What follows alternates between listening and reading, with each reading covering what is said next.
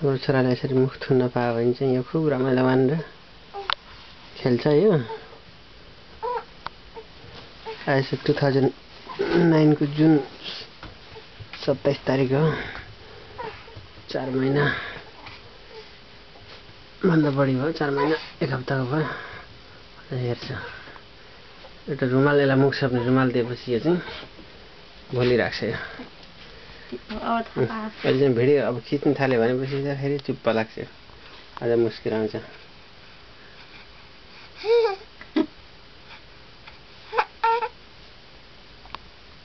लाग्यो